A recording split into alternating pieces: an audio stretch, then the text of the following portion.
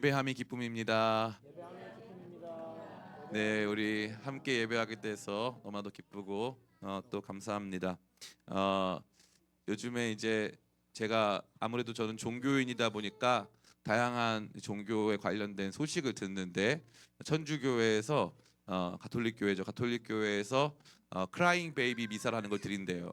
그래가지고 이렇게 우리 단이처럼 열정이 넘치는 아이들 안 따도 돼요. 그냥 여기서 계속 뛰어놀아도 돼요. 저런 아이들 100명하고 부부가 같이 예배 드리는데 숫자 계속 늘어난대요.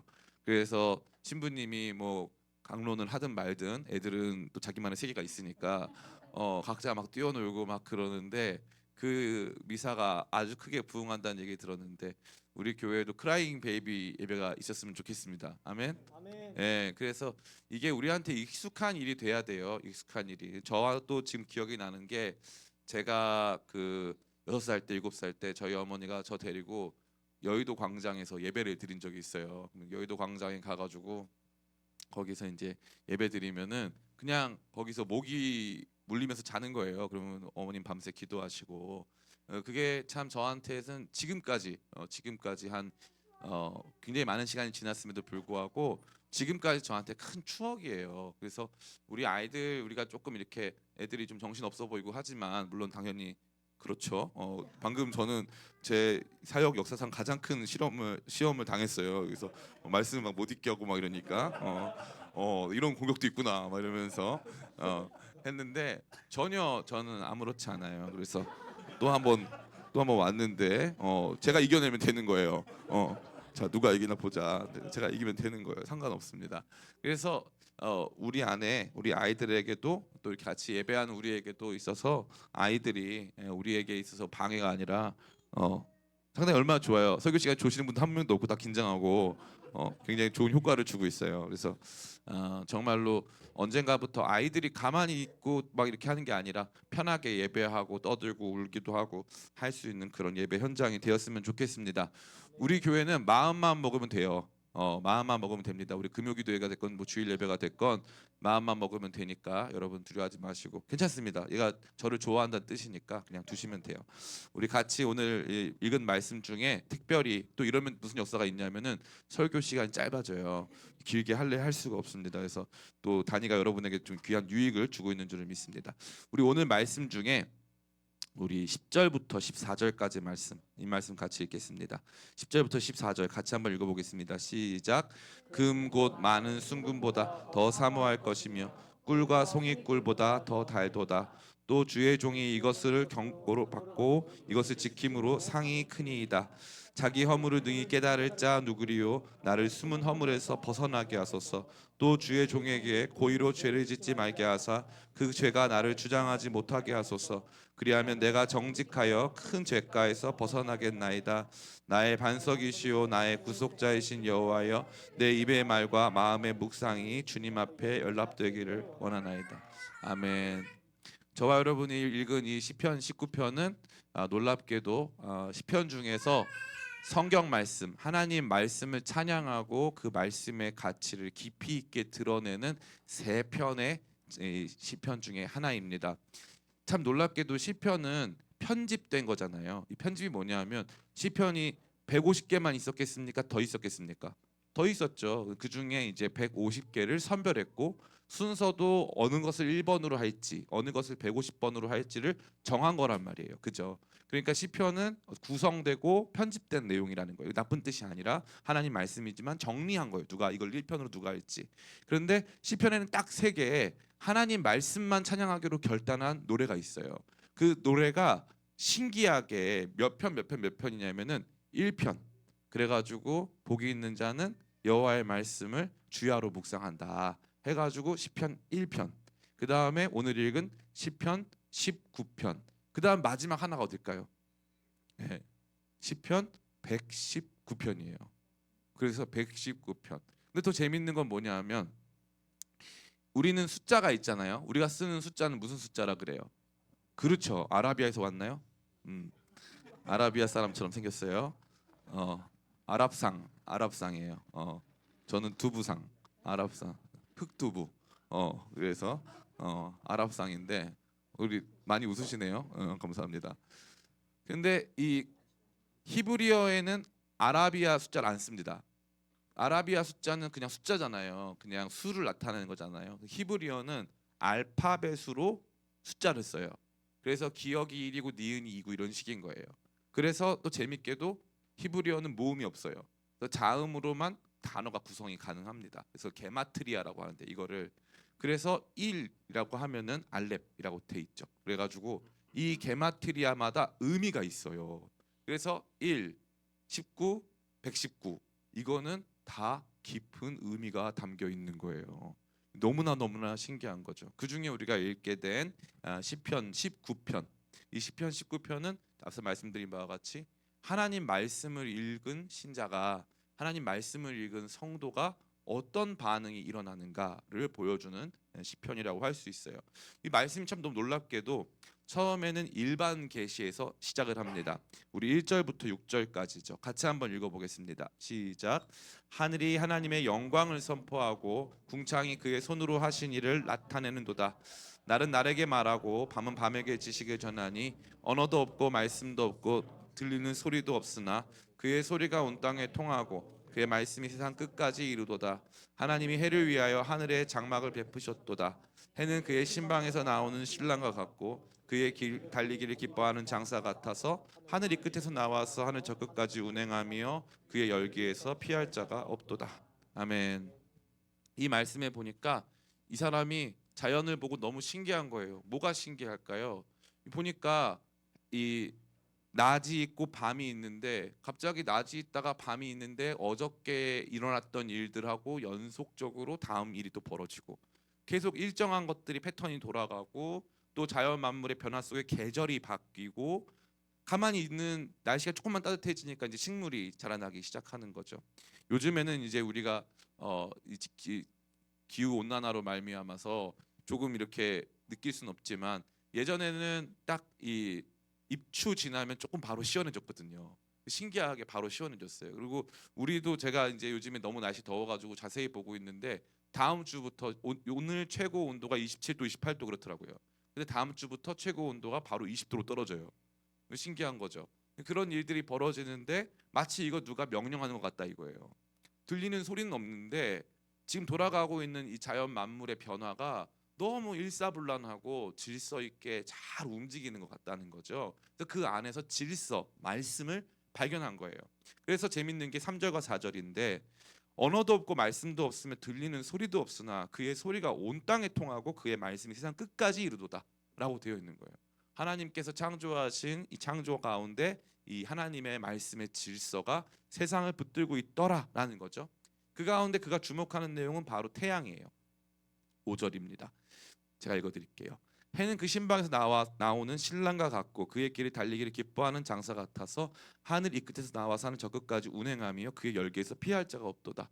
태양이 딱 이 아침에 해가 딱 뜨기 시작하면은 멈추지 않고 막 움직여가지고 태양의 강력한 힘을 통하여서 세상이 그 빛 가운데서 그 어떤 것도 피할 수가 없다라는 거죠. 저는 그 전까지 선크림을 바르지 않았어요. 이왕 까만 거 선크림 발라봤자 무슨 소용이 있는가. 그래서 얼마 전에 보니까 조나단 형제가 누구한테 선크림 바르냐고 물어보더라고요. 그래서 우리한테는 선크림 그래서 그 친구들이 한 얘기가 흑인도 탄다. 근데 그 얘기를 이제 하더라고요. 근데 제가 그거를 많이 느껴요. 나이가 먹으니까 이제는 오 타더라고요. 흑인도 타더라고요. 그래가지고 안 예뻐져요. 까만 게 안 예뻐져가지고 그래서 이게 진짜 태양을 피하려고 작정을 하니까 태양을 피하는 법 이렇게 해가지고 작정을 하기 시작하니까 태양을 피하기가 너무 어려운 거예요. 그래서 선크림을 아무리 발라도 태양이 계속 저를 따라오는 것 같은 느낌이 드는 거죠. 그래서 여기 안에는 보니까 하나님께서 지으신 피조 세계 가운데 그 질서를 주목하다가 그 질서를 운행하는 하나님께서 지구를 중심으로 세상을 움직이시는 중요한 이 핵심이 태양에 있다는 것을 이 사람이 발견한 거예요. 그럼 이 사람이 이 태양 얘기하려고 이 얘기 시작한 걸까요? 아니에요. 이 사람은 지금 태양 때문에 이게 시작한 게 아니에요. 일반 계시의 이야기가 끝나고 7절부터 시작되는 특별 계시의 이야기를 하려고 시작되는 거예요. 다시 말해 온 세상 속에는 하나님 말씀의 운행함이 있었다는 것을 발견했죠. 근데 그가 하나님의 진짜 말씀 성경 앞으로 돌아와 본 거예요. 성경 앞으로 딱 돌아와 봤는데 이 성경에 하나님의 말씀이 마치 태양과도 같이 피할 자가 없고 이 말씀을 통해서 변화가 일어나고 이 말씀의 능력이 너무나 크다는 것을 발견한 것이죠. 그래서 우리에게 있어서 우리의 삶, 인간의 삶과 인간의 존재에 있어서 가장 중요한 것이 이 말씀, 태양의 움직임과 같은 이 말씀의 움직임, 말씀의 역할, 말씀의 능력이라는 것을 그가 경험하게 된 것입니다. 그래서 7절부터 우리 10절까지 같이 한번 읽어보겠습니다. 7절부터 10절 같이 읽습니다. 시작. 여호와의 율법은 완전하여 영혼을 소성시키며 여호와의 증거는 확실하여 우둔한 자를 지혜롭게 하며 여호와의 교훈은 정직하여 마음을 기쁘게 하고 여호와의 계명은 순결하여 눈을 밝게 하시도다. 여호와를 경외하는 도는 정결하여 영혼까지 이르고 여호와의 법도 진실하여 다 의로우니 금 곧 많은 순금보다 더 사모할 것이며 꿀과 송이꿀보다 더 달도다. 아멘. 하나님 말씀의 차원을 다양한 방식으로 서술하고 정의하고 있어요. 여호와의 율법, 여호와의 증거, 여호와의 교훈, 여호와의 계명, 여호와를 경외하는 도, 여호와의 법도 다 이렇게 설명하고 있죠. 이 하나님 말씀이 그냥 우리 가운데 주어진 여호와의 말씀은 여호와의 말씀은 여호와의 말씀은이 아니라 말씀이 때로는 율법으로, 때로는 증거로, 때로는 교훈으로, 때로는 계명으로, 때로는 하나님 경외하는 법으로, 때로는 하나님의 법 그 자체로 우리 가운데 주어지고 있다. 근데 이게 너무나 소중하고 우리 영혼을 살리고 회복시키고 지혜롭게 하고 눈을 밝게 하는 영광스러운 능력을 가지고 있다라고 하는 것을 이 사람이 경험하고 있는 것입니다. 그러니까 이 시편은 어디서 나온 걸까요? 태양 앞에서 저 높은 산에 올라가서 바닷가에서 나온 시편일까요? 아니면 성경 읽다가 나온 시편일까요? 그렇죠. 성경 읽다가 나온 시편이에요. 일반 은총에서 시작해서 특별 계시로 가는 것 같아 보이지만 사실 이 말씀은 아니에요. 특별 계시의 현장, 다시 말씀이 있는 그 자리에서 시작해서 이 말씀이 얼만큼 능력 있는가를 묵상하다가 그의 묵상이 다다른 지점이 저 높은 하늘 속에 이 우리 가운데 나타나는 태양을 향해 있다는 거예요. 그러니까 그는 지금 하나님의 말씀 앞에 서서 우주를 만나고 하나님 말씀 앞에 서서 우리 자신을 만나고 하나님의 말씀 앞에 서서 우리가 살아가는 삶과 세상을 만나고 있다라는 거죠.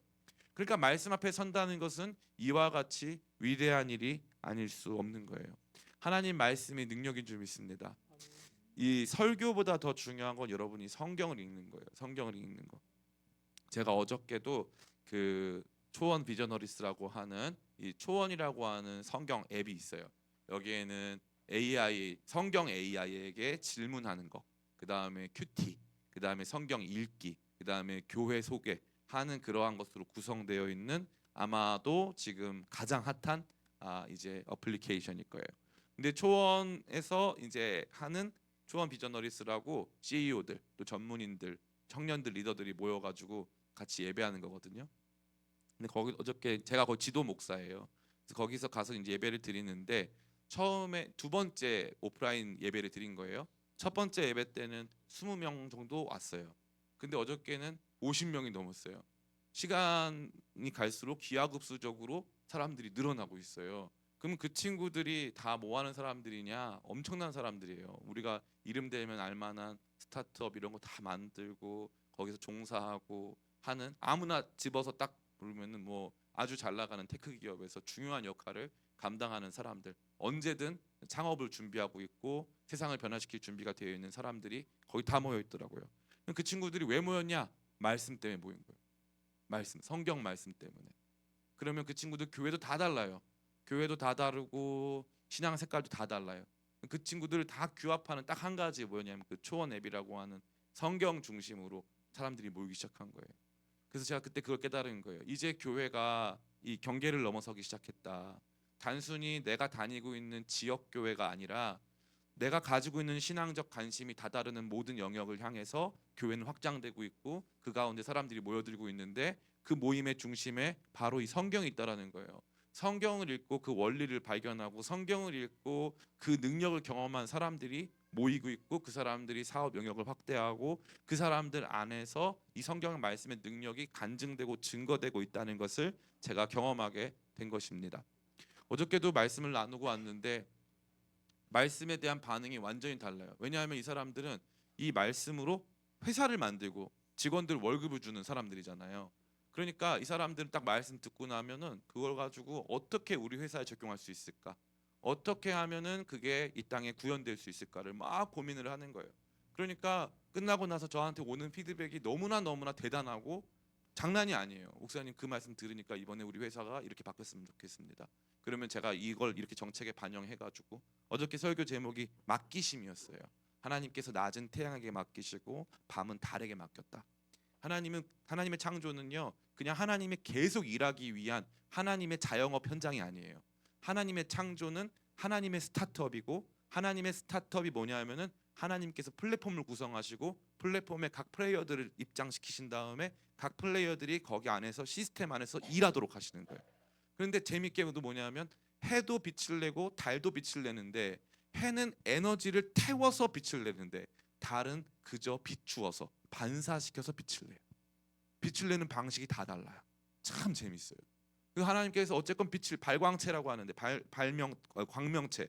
그런데 이 광명체들이 일하는 방식이 다 달라. 근데 하나님께서 각 사람에게 그 사람에게 맞는 일들을 주시고 맞는 현장을 주셔서 우리한테 맡기셨다. 그 사람들이 막 너무 은혜를 많이 받고 놀라기 시작하는 거예요. 제가 한 건요 말씀 전한 것밖에 없어요. 성경 말씀 설명한 것밖에 없어요. 저는 요즘에 참 많은 자괴감을 느껴요. 저는 30분 40분짜리 설교를 준비하기 위해서 많은 노력을 하고 막 정말 기도하고 막 묵상을 많이 합니다. 근데 보면요 저처럼 성경 중심으로 설교하는 사람보다 이제 우쭈쭈 설교들이 굉장히 인기가 많아요. 성경 얘기하면 다 눈을 감아요. 그러다가 우쭈쭈를 시작하잖아요. 다 눈을 떠요. 그리고 간증을 한다던가 예화를 들으면 다 눈을 뜹니다. 그래서 하나님 말씀이 시편 19편은 구조적으로 그렇게 눈을 감아요. 그러다가 갑자기 우쭈쭈 하면 눈을 막 떠요. 너무 신기한 거예요. 그 사람들이 궁극적으로 하나님 말씀 그 자체에 대한 관심도가 현저히 낮다는 걸 보여주는 거죠. 근데 심지어 이제는 릴스 뭐 한 2분 가까운 이 말씀 혹은 뭐 쇼츠 1분 안에 말씀 임팩트를 담아야 되는데 모든 임팩트는 성경 해석이 필요 없는 임팩트예요. 그냥 하나님이 널 어떻게 하신다. 네가 이런 상태 아니냐. 이게 다 끝인 거예요. 그래서 성경 말씀을 배울 기회가 너무나 없어서 성경에 너무 무식한 성도들을 양산하고 있어요. 최근에 제가 선교도 다녀왔는데 선교가 무엇이냐에 대한 정의가 다 다른데 다 괜찮대요. 다르면 안 되죠. 왜냐하면 선교는 성경에 나온 거잖아요. 그러면 선교가 무엇이냐가 성경적인 일치감을 보여줘야 되거든요. 근데 각자 마치 장님 코끼리 만지듯이 선교에 대한 해석이 다 다른 거예요. 이게 선교라는 거예요. 이 정도만 하면 선교고 이런 게 선교고 저런 게 선교라는 거예요. 성경적 선교에 대해서 묵상해 본 적이 없어요. 성경적 교회에 대해서 묵상해 본 적이 없어요. 성경적 삶에 대해서 묵상해 본 적이 없어서 성경을 근거로 말할 줄을 몰라요. 그래서 하나님에 대해서는 말을 하는데 성경을 근거로 말하는 사람은 없다 이 말이에요. 다시 말해 특별 계시의 현장을 통해서 일반 계시를 조명할 만큼의 성경 말씀을 통한 강력한 영적 변화의 체험을 가진 사람들이 너무 없다. 성경 말씀을 듣기 시작하면 그 다음에 설교도 들려요. 근데 성경 말씀을 안 듣잖아요. 그러면 설교가 안 들려요. 그 다음부터는 목사님이 보여요. 목사님이. 이게 얼마나 무서운 것이냐. 최근에 이제 이 탁질 교수님이라고 하는 현대 종교의 교수님이 나와서 JYP 박진영 씨 성경 강연회에 대한 이제 논평을 했어요. 논평을 했는데 이제 그 논평 자체가 굉장히 위험하다라는 거죠. 저 똑같은 입장입니다. 저는 개인적으로 박진영 씨가 이 성경적인 깊은 관심을 갖고 본인이 성경 안에서 회심했다라고 고백하는 그 진정성에 대해서는 의심하지 않아요. 왜냐하면 그 사람이 그걸 하려고 하면은 이뤄야 될 게 너무 많거든요. 아마 JYP 주식도 그것 때문에 조금 영향을 받고 있을 거예요. 그리고 실제적으로 제가 들은 얘기가 굉장히 많은데 그 회사 운영이나 이런 모든 것에 있어서 이 신앙적이고 또 본인들이 그 하는 그 사역이 있거든요. 첫 열매들 그 사역이 있어요. 그 사역이 회사한테 영향을 굉장히 많이 주고 연습생들한테 거의 강요되다시피 하듯 이제 신앙적인 강권이 이루어지고 있다고 들었습니다. 근데 그 논평이 막 이루어지는데 그럼에도 불구하고 사람들은 조금씩 다 JYP를 따라가기 시작했어요. 제가 예언 아닌 예언을 드리자면 지금은 한 2만 명 규모인데 아마 1년 뒤에는 10만 명 이상의 규모로 성장할 거예요. 우리가 알고 있는 이 성경 세미나를 개최하는 구원파들, 처음에는 반드시 숫자가 작아요. 근데 시간이 가면 갈수록 늘어나서 지금 이제 우리나라에 있었던 유명 신학교도 구원파가 샀어요. 신학교를 통째로 사버렸어요. 그러니까 이거 커지고 있어요. 왜 그런 줄 알아요? 기성교회가 성경을 가르치지 않기 시작하면서부터 이단들이 성경을 중심으로 사역하고 성경이 가지고 있는 그 자체의 능력으로 그것을 다르게 설명한다 할지라도 성경 자체가 갖고 있는 능력이 너무 크기 때문에 사람들이 모여들기 시작하는 거예요. 그걸 통해서 우리는 신천지도 확인할 수 있고 하나님의 교회 안상홍 증인회도 확인할 수 있고 구원파도 확인할 수 있고 지금 열정적으로 성경을 가르치고 있는 그 박진영 씨의 사역도 이해할 수 있는 거예요. 성경은 이와 같이 치명적이고 이와 같이 엄청난 변화를 주는 책입니다. 근데 자 이제 질문이 있는 거예요. 그러면 여러분은 이 성경을 이렇게 경험해 본 적이 있냐 이 말이에요. 이 성경을 이렇게 경험해 본 적이 있냐? 여호와의 율법은 완전하여 영혼을 소송시키고 여호와의 증거는 확실하여 우둔한 자를 지혜롭게 하고 여호와의 교훈은 정직하여 마음을 기쁘게 하고 여호와의 계명은 순결하여 눈을 밝게 한다. 하나님 말씀 있다가 눈이 밝아지고 마음이 정직해지고 말씀을 막 읽는데 막 심장이 터질 것 같고 제가 이 지금 관심 있게 협력하고 있는 그 초원에서 초원 어플리케이션 전체를 개발하는 한 자매가 있어요. 이 자매는 원래 교회 안 다녔어요. 원래 교회 안 다녔고 이 자매가 되게 대단한 사람인 게 이 자매를 실존 인물로 한 웹툰 만화도 있어요. 그러니까 엄청난 친구예요. 93년생 친구인데 이쪽에서는 아주 엄청난 프로그래머예요. 근데 이 자매가 교회를 왜 다니게 됐냐? 초원에 입사를 하고 교회를 다닌 거예요. 제가 성경 앱을 교회 안 다니는 사람인데 성경 앱을 만들려고 하다 보니까 교회를 안 다니고서는 성경 앱을 만들 수 없겠다는 판단이 들어서 회사에 입사하고 회사에 입사한 다음에 성경 앱을 만들기 위해 교회를 다니는 사람이에요.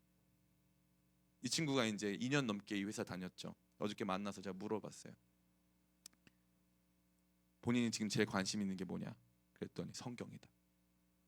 성경에서 가장 탁월한 어플리케이션을 만들고 싶다. 성경이 가장 중요할 것 같다. 본인이 얘기하는 거예요. 근데 정작 예수님을 20년, 30년 믿은 사람들한테 뭐가 제일 중요하냐고 말하면은 교회, 관계, 교제, 뭐 목사님. 이게 저는 너무나 아픈 거예요. 성경은 이게 너무나 위대하고 너무 대단해서 성경 말씀이 들어가잖아요. 세상이 바뀌어요.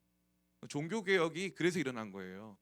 종교 개혁이 있기 전에 이제 프리 레포메이션이라고 하는데 전 종교 개혁이라고 그래요. 종교 개혁 전에 일어났던 변화가 있어요. 종교 개혁 전에 일어났던 모든 변화의 핵심이 뭐냐면 영국의 위클리프, 체코의 얀 후스 이 두 사람이 뭐냐? 성경을 자국어로 번역하기 시작했어요.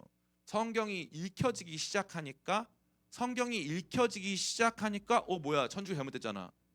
카톨릭 이거 아니잖아. 바로 변화가 일어나요. 그리고 거기에 목숨을 걸어요. 목숨을 건다니까요. 성경 말씀 제대로 읽기 시작하면 목숨을 건다고요. 그 말씀에. 그러니까 이 말씀은 시편 19편을 백날 읽어도 소용이 없는 거예요. 목사님이 시편 19편을 어떻게 설교하나? 이건 설교가 정해져 있어요. 여러분 성경 이 정도로 읽어야 된다. 성경 안에 이 정도 능력을 경험해야 된다. 목사님, 저는 성경 열심히 읽었는데 저희 어머니 맨날 저한테 그러세요. 야, 이 목사 나는 이 성경을 너보다 많이 읽고 오래 읽었는데 너만큼 깨닫는 게 없다. 그러세요. 성경 그만큼 깨닫는 거 없어도 기도를 통해서 이제 많은 경험을 했죠. 참 좋은 거예요. 그러나 확실한 건 뭐냐면은 저희 어머니 시대 때는 성경 말씀을 해석하고 이해할 만한 자료가 충분하지가 않았어요. 그래서 목사님들이 와가지고 아무렇게나 설교해도 사람들이 그 말씀 듣고 그냥 약간 맹목적으로 따라갔어요. 그래서 제가 저희 어머니한테 그랬어요. 제가 고등학교 때까지 들었던 웬만한 목사님들의 설교는 여러분 죄송합니다. 죄송해요. 여러분 귀를 씻어주세요. 죄송해요. 제가 들었던 웬만한 목사님들의 설교는 개소리였다. 정말이에요. 그냥 자기들도 무슨 말을 하는지 모르는 아무 말 대잔치를 하고 있었던 거예요. 근데 제가 혼자 성경을 읽다가 아무것도 의지할 게 없어서 혼자 성경을 읽다가 말씀 하나씩 하나씩 알아가면서부터 경험한 거는 그 무엇과도 바꿀 수가 없었어요. 여러분에게 드리는 말씀 뭐냐? 여러분은 지금 성경을 해석하고 읽을 수 있는 자료가 너무나도 많아요. 여러분이 원하면 이해할 수 있어요. 그리고 성경 해석 그 번역본 중에도 개역개정 성경 말고도 여러분들이 읽을 수 있는 표준 세번역과도 같은 좋은 성경이 있어요. 그런데 우리가 성경을 읽지 않은 채 이 말씀 안으로 들어간다. 그래서 여호와의 율법은 완전하여 영혼을 소성시키고 여호와의 증거는 확신하여 우둔한 자를 지혜롭게 하며 백날 성경의 능력에 대해서 말한다 한들 여러분이 성경을 읽지 않으면 아무 소용이 없다라는 것입니다. 저는 운동을 다니고 있어요. 운동이 좋으냐? 안 좋아요. 운동 시간이 짧아지고 있어요. 가면 갈수록 똑같은 무게를 계속 들고 있는데 너무너무 힘들어요. 근데 이 운동을 하면 할수록 느껴지는 게 뭐냐 하면은 안 하면 모르겠구나. 이걸 안 하면 절대 이 능력을 알 수가 없겠구나라는 거죠. 운동은 하는 게 아니라 가는 거예요. 저는 운동을 통해서 많은 묵상을 해요. 그래서 사도 바울이 뭐라고 하냐면 육체의 연습, 그 연습할 때가 헬스거든요. 워크아웃이에요. 그게 육체의 연습은 약간의 유익이 있거니와라고 되어 있어요. 사도 바울이 약간의 유익이 있대요. 약간의 유익. 근데 저는 그 약간의 그래서 그 우리 교회 헬스 동아리 약간의 유익이라는 동아리를 만들고 싶어요. 근데 헬스를 해보니까 약간의 유익이 있어요. 묵상이 너무 많아. 교회를 왜 와야 되냐? 집에서도 운동할 수 있어요, 없어요? 있어요. 홈트 할 수 있습니다. 그럼 집에서 홈트 하려면 밑에 매트 깔고 뭐 장비도 좀 사고 막 바빠요. 그리고 막 중간에 뭐 강아지나 고양이 있으면 막 방해하고 뭐 엄마가 막 하지 말라고 그러고 막 별의별 거 다 하잖아요. 그런 어려움이 있잖아요. 헬스장 가면 운동하기 편해요. 운동만을 위해서 준비된 공간이에요. 제가 그때 알았죠. 집에서도 기도할 수 있어요. 집에서 찬양할 수 있어요. 집에서 말씀 읽을 수 있어요. 근데 교회만큼 찬양하고 말씀 읽고 예배하기에 특화된 공간이 없어요. 그러니까 그냥 내가 집에서 홈트할 수도 있지만 헬스장에 오는 게 훨씬 편하고 유익한 거예요. 교회도 마찬가지. 혼자서 영성을 유지할 수 있지만 같이 모여서 이곳에 와서 예배하고 기도하는 게 훨씬 편한 거죠. 그 묵상을 정말 많이 해요. 자, 그래서 제가 여러분한테 여러분 운동하면 이게 좋고 저게 좋고 피부가 좋아지고 예뻐지고 백날 얘기해요. 여러분들이 운동하러 헬스장 등록할까요 안 할까요? 대부분 안 해요. 제가 그 심정이에요. 여기 보세요. 여호와 율법은 완전해요. 완전하대요. 영혼을 소생시킨대요. 여호와의 증거는 확실하여 우둔한 자를 지혜롭게 한대요. 여러분 성경 읽으세요. 성경 읽으세요. 이 얘기가 똑같은 마음이에요. 운동 해본 사람만 이해하는 거예요. 성경 읽어본 사람만 이 말씀을 이해합니다. 저 여러분에게 그러기 때문에 여러분 삶에서 진짜 신앙적 업그레이드를 하려고 하잖아요. 그러면 성경 읽기에 들어가야 돼요. 성경을 제대로 읽겠다라는 마음의 각오를 가지고 성경 말씀을 어느 정도로 읽어야 되느냐? 제가 그 수준을 정해 드릴게요. 간단한 거예요. 기독교인이라면 성경을 어느 정도 읽어야 되냐면은 예를 들어 사도행전 8장이다 그러면 그 내용이 대략적으로 보여야 돼요. 대략적으로. 이거는 제가 여러분한테 강요하는 게 아니에요. 제가 외국에서도 사람들 만나고 이번에 로잔 대회라고 해가지고 송도에서 지금 6천 명 정도 모여가지고 하는데 거기 제가 3일 동안 참석을 했어요. 거기 가잖아요. 아무 성도나 붙잡고 거기에 있는 모인 사람 아무나 붙잡고 대화를 시작하잖아요. 그러면 대화의 내용이 다 사도행전 9장 그 장절로 시작을 해요. 대화를 할 때 우리는 어떤 단체인데 몇 장 몇 절의 말씀을 가지고 장절로 시작한다고. 그게 기본인 거예요. 그리스도인이 된다는 건요. 성경 말씀을 쫙 이렇게 성경 말씀의 파노라마를 거의 절까지는 안 가도 돼요. 장이 있으면 그 장의 내용이 대략 뭐다 하는 것들을 딱 이렇게 지점을 꼽는 거예요. 여러분들이 이제 후암동에 좀 교회를 다녔다. 그러면 너 후암동 교회 다녔어? 다녔어요. 그러면 후암동에 거기 있잖아. 그 사거리 앞에 있는 그 빵집 이름 뭐야? 빠바. 딱 나오잖아요. 그죠? 그 빵집 건너편 대각선에 가면은 아이스크림 파는데 뭐가 있어? 뭐예요? 베라. 베라가 있는 거예요. 그 베라 옆에 햄버거 파는데 뭐 있어? 롯데리아 있어요. 롯데리아 건너편에 뭐 있어? 기쁨의 교회 있어요. 후한마트 누구야? 우리 중에 간첩이 있어요. 성경 말씀도 마찬가지예요. 이 다윗이 골리앗 이긴 다음에 18장이 뭐지? 20장이 뭐지? 23장이 그거고 25장이 뭐 누구고 한 장씩 한 장씩 그 흐름이 보이는 거예요. 그러면 그때부터 이 말씀이 묵상이 돼요. 걸으면서도 묵상이 되고 비슷한 상황을 만나면 묵상이 되고 말씀의 능력을 경험한 사람들 안에 변화가 일어나는 거예요. 제가 뭐라 그랬어요? 여기 이 말씀은 시편 19편은 일반 은총의 자리, 즉 하늘에 산에 올라가서 하늘을 바라보다가 하는 게 아니에요. 먼저 특별 계시, 특별 은총, 하나님 말씀을 읽다가 일반 은총의 자리가 해석이 되는 거예요. 오늘도 제가 송도에서 올라오는데 하늘을 보는데 하늘에 구름 같은 게 보이기 시작하면 그때부터 이게 참 하나님께서 세상을 이렇게 만드셨구나, 세상에 이런 질서가 있구나. 이 창세기 9장 말씀에 보면은 이 무지개 나오는데 이런 하늘에 무지개가 떠 있다면은 이거 굉장히 큰 메시지였겠다. 막 말씀과 자연 환경이 막 이렇게 매치가 되면서 이것이 우리한테 정말 강력한 메시지로 나타나기 시작한다는 거죠. 그러니까 오늘날의 비극은 성경 말씀에 대한 어찌 보면 무지, 성경 그 자체를 설명할 수도 없고 이해하지도 않으려 하는 이 시대에 우리 많은 크리스찬으로서의 직무유기가 이와 같은 영적인 비극을 만들고 있다라는 것입니다. 자, 그러면 이 성경은 어떠한 가치가 있나요? 10절부터 등장하고 있어요. 10절 보니까 같이 읽어볼까요? 시작. 금 곧 많은 순금보다 더 사모할 것이며 꿀과 송이꿀보다 더 달도다. 아멘. 이 내용은 뭘 보여주고 있는 거예요? 성경 말씀의 그 자체로서의 아름다움을 보여주는 거예요. 아름다움. 성경 말씀은 아름답다는 거예요. 그래서 너무 가치가 있고 심지어 꿀과 송이꿀보다 더 달다. 말씀이 해석해주는 삶의 내용이, 말씀이 보여주는 세상에 대한 이해가 너무나 옳고 무릎을 탁 칠 만한 정말 그런 내용들이 가득하다. 인간에 대한 내용이 너무 정확하다라고 하는 것을 보여주는 거죠. 성경 말씀이 이와 같은 아름다움을 보여주고 있는 거예요. 그리스도인의 신앙에 있어서 신앙 성숙의 단계가 있는데 조나단 에드워드는 뭐라고 말하자면은 신앙 성숙의 단계에 있어서 최고봉은 하나님의 아름다우심을 발견하는 거예요.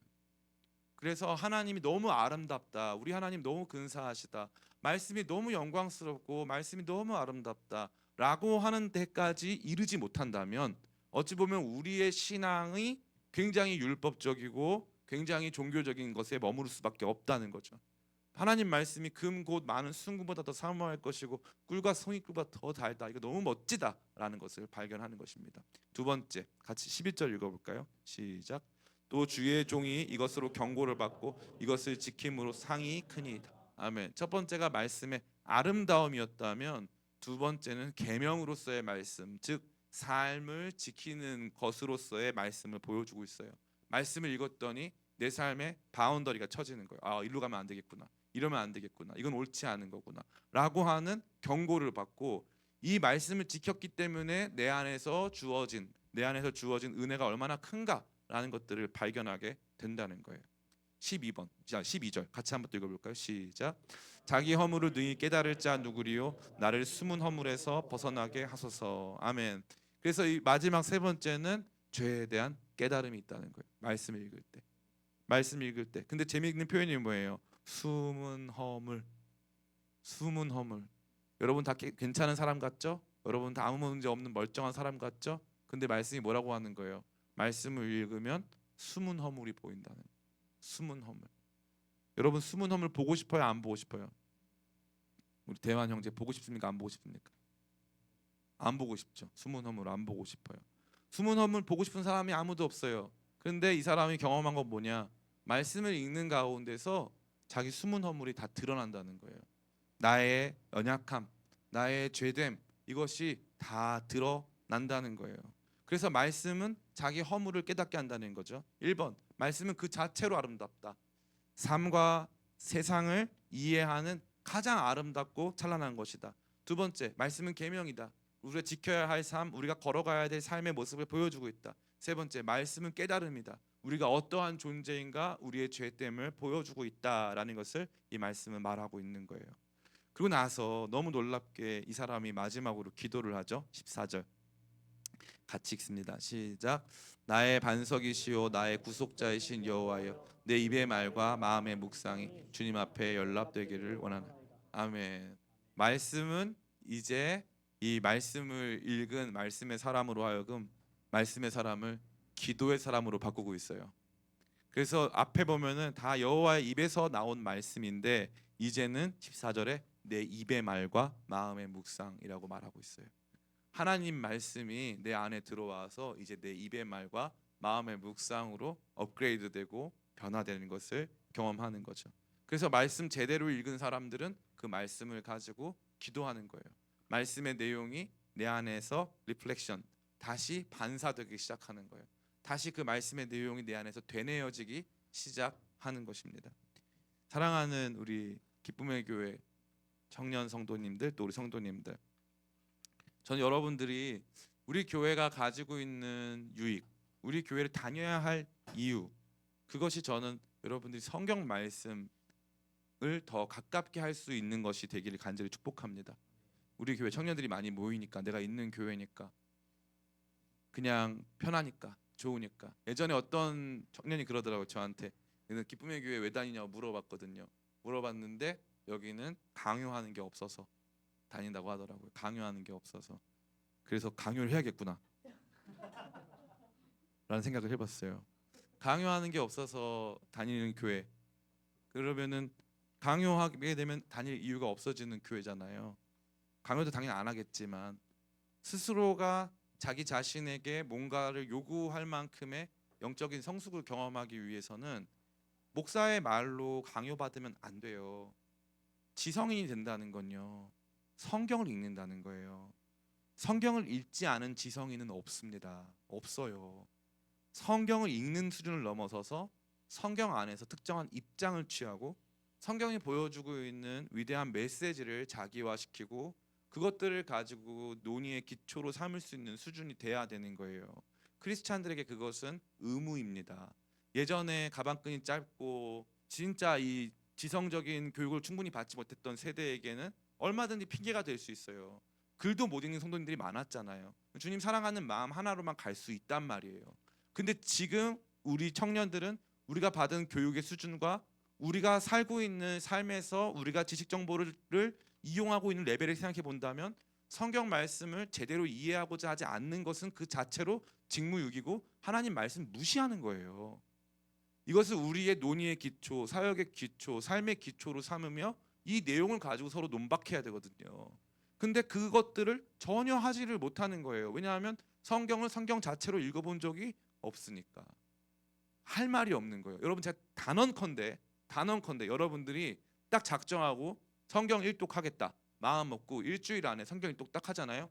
장다 먹었는데 다시 돌아와서 여러분 작은 소그룹이 됐든지 어디 갔든지 갑자기 성경 이야기를 여러분이 하고 있을 거예요. 반드시 하고 있을 거예요. 그리고 나서 더 재밌는 얘기 드릴까요? 그 다음에 여러분 성경 통독 한번 하고 나잖아요. 성경 통독 가르칠 사람 하면요, 여러분들이 자원하고 있을 거예요. 100%입니다. 100%. 성경을 한번 제대로 읽기 시작하면 그런 변화가 일어나는 거예요. 이게 나와 있잖아요, 여기에. 그리고 성경을 읽은 사람들은 성경 말씀이 떠올라서 우리로 기도하게 하는 걸 경험하는 거예요. 그 말씀이 우리로 하여금 기도하게 하는 거, 경험하는 거. 이렇게 유익한 하나님의 말씀. 그래서 시편에서도 1편, 19편, 119편. 보니까 119 중요하고 급한 거죠. 119 시편 1편, 19편, 119편. 119의 말씀은 시편 안에서도 가장 독보적이고 가장 탁월한 말씀이에요. 그리고 시편 19편은 저뿐만 아니라 C.S. 루이스 같은 학자들이 모든 시 중에 가장 위대한 시다. 모든 시 중에 가장 위대한 시다. 이 말씀을 읽으면 읽을수록 일반 은총, 자연 안에서의 변화와 특별 계시, 하나님 말씀 안에서의 변화가 서로 유비, 서로 비슷한 것이 유추되어지고 그 가운데 신자가 경험하게 되어진 내적 변화와 그 내적 변화를 향한 거룩한 고백이 숨쉬는 너무나도 위대한 시가 아닐 수 없는 것입니다. 여러분에게 어찌 보면 헬스장 들어오라고, 여러분에게 이 교회로 돌아오라고, 하나님 말씀 앞으로 서라고 요청하고 있는 이 가장 위대한 초대 이 시편 19편의 말씀이 여러분 가운데 깊이 묵상되면서 성경 말씀 읽기를 소원하고 성경 말씀으로 대화하고 말씀으로 기도하고 말씀의 아름다움을, 말씀의 계명됨을 이 말씀이 우리 가운데서 깨닫게 하셔서 숨은 허물이 드러나고 이 말씀 앞에서 우리의 죄가 드러나는 것을 경험하게 되어지는 저와 여러분 다 되시기를 예수님의 이름으로 축원합니다. 우리 잠시 같이 기도할까요?